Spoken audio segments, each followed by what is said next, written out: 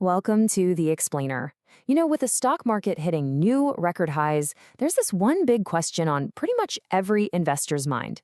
Is a correction not just possible, but actually overdue? And that's the real tension here, isn't it? On one hand, record highs feel amazing, but on the other, there's that little voice in the back of your head saying, the higher we climb, the further we could fall. Today, we're going to dig into both sides of that coin, the reasons to believe this rally has legs, and the warning signs that a downturn might be right around the corner. And a huge reason for that concern comes down to this one number, 309. That's how many trading days the S&P 500 has gone without a drop of even 10%. Now, to give you some context, historically, a dip like that happens about every 173 days. So this long, calm stretch has some folks feeling pretty nervous, like the market's natural pressure release valve has been shut for way too long. So here's how we're going to break it all down. We'll start with what the experts are saying, then we'll define what a correction really is. After that, we'll weigh the arguments for the bears and the bulls, look at a few ways this could all play out, and then wrap up with a solid, timeless playbook for investors. Okay, let's start with the mood out there. Is a correction even a question of if it'll happen, or is it really just a matter of when? This quote from Craig Johnson at Piper Sandler just says it all, doesn't it? He's basically saying that even though the market is hitting new highs, its internal health, well, it's pretty weak. Think about it. Fewer and fewer companies are actually participating in the rally. It's being held up by a shrinking list of winners, which suggests the whole thing is running out of steam. But hold on. What does the word correction actually mean? Before we get into the pro and con arguments, we absolutely have to get our terms straight so we're all on the same page. And this is the most important point. A correction is not a crash. Let me say that again. It's not a crash. It's a very specific thing, a drop that's between 10 and 20%. They're a totally normal part of how markets work. And honestly, they're often healthy because they bring sky-high prices back down to reality.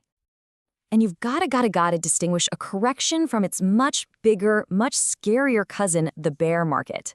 A bear market is a whole different beast. We're talking a prolonged downturn with a drop of 20% or more. The impact on your portfolio, on your long-term plans, it's just massive in comparison. And this chart just lays it out perfectly. Look at the last 25 years. Corrections, they're usually pretty mild and over relatively quickly. You're often back on your feet in under a year. Bear markets, though, whoa. The average drop has been almost 50%, and it's taken more than 4 years just to get back to even. One is a blip on the radar. The other can completely derail your plans. Okay, so now that we know what we're looking for, let's put on our pessimist hats for a minute and really build the case for the bears. What are the specific red flags making people so nervous right now?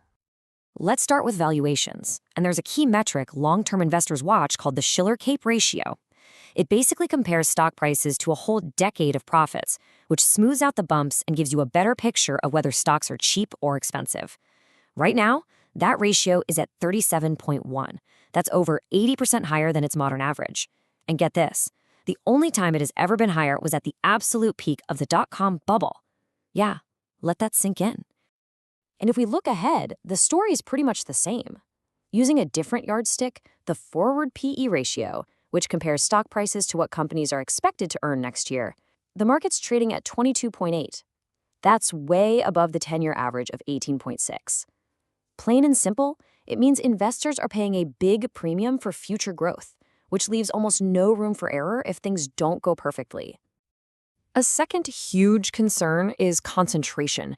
This market rally has been incredibly narrow. Just 7 mega-cap tech companies now make up an astounding 33% of the S&P 500's total value. That is a level of concentration double what we saw even at the peak of the dot-com craze.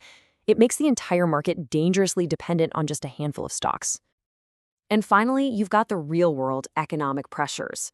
Inflation is still being stubborn, which means the Fed can't just swoop in and cut interest rates to save the day. On top of that, growth is expected to slow down, and we're starting to see some cracks in things like consumer credit and banking. Honestly, any one of these headwinds could be enough to pop the market's optimistic bubble. But okay, that's only half the story. The bear case is pretty compelling, I'll admit. But there is an equally powerful bull case, and it's built on some surprisingly strong foundations. So let's flip the script and see why there's still a case for confidence in this market. The number one pillar of the bull case is that the most anticipated recession in history, well, it just never showed up. It seems like the economy is actually pulling off a soft landing. Inflation has come way down from its peak, but without causing a huge spike in unemployment. The economy keeps growing, defying all the gloomy predictions. And that economic strength is showing up exactly where it counts, in corporate profits. I mean, despite everything we've talked about, American companies are incredibly profitable. Earnings growth is expected to be over 8% in 2025, and it could even jump to 13% in 2026. That provides a really solid foundation for stock prices. And check out this number, $176 trillion. That's the record high net worth of U.S. households. Thanks to gains in stocks and housing, people are in a really strong financial spot. This creates what some are calling a wealth effect firewall, giving households the firepower to keep spending, which supports the whole economy.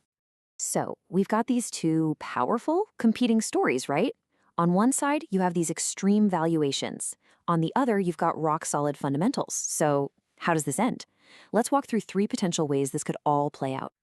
Well, the most likely scenario, with about a 60% probability, isn't a big crash, but an orderly correction, a healthy 10 to 15% dip that takes some of the froth out of the market. A bullish run could also continue. That's got about a 25% chance if company earnings grow fast enough to justify today's prices. And a true recession-driven bear market, that's actually seen as the least likely outcome, at just 15%. So why does all this matter? What's the takeaway? Well, it's that trying to guess which of these three scenarios will happen is a fool's errand.